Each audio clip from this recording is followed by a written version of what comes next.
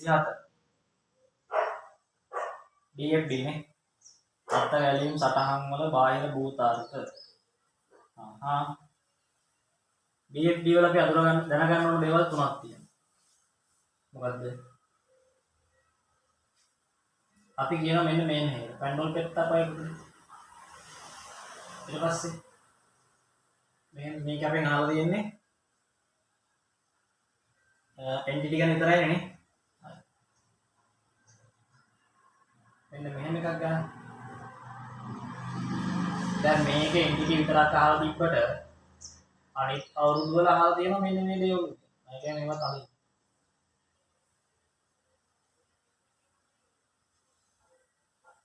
පැහැදිලි නේ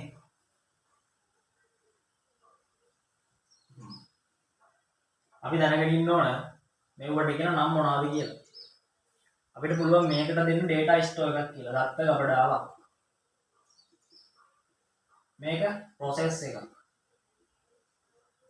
මේක තමයි මේ අපිට අහලා තියෙන මේකේ තියෙන විදිහට බාහිර භූතාර්ථය. entity එකකින් කෙලින්ම access කරන්න පුළුවන් process එකට process එකෙන් access කරනවා data store එකට. ඒකට ප්‍රතිඋත්තරයක් විදිහට අපිට මෙහෙම දෙනවා. මම මේක මෙහෙම කරනවා.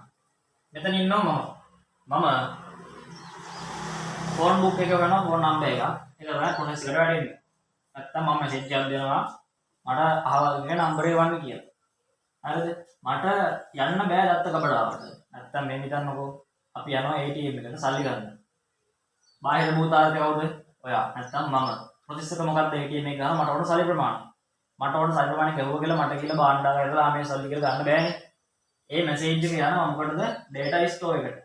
ඊට පස්සේ කියනවා මෙන්න මෙච්චරක් මට ඕන කියලා. ඒකට reply එකක් විදියට මෙයා message එක දෙනවා හරි දෙන්නම් කියලා.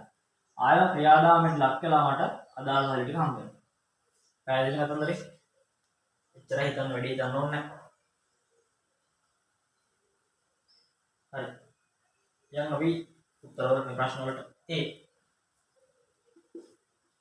B C ඒ වල මොකද කියන්නේ?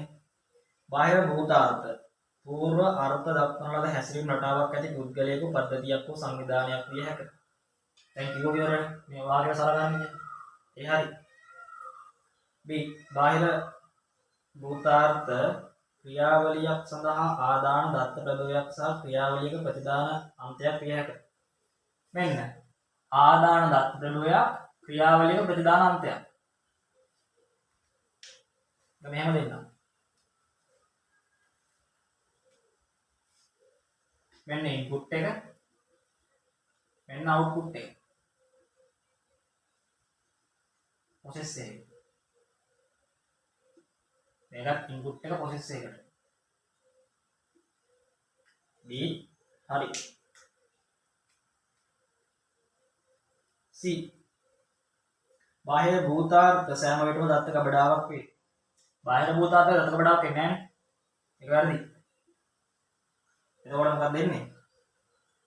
A සහ B පමණ කියලා තියෙන්නේ තුන්වෙනි උත්තරේ.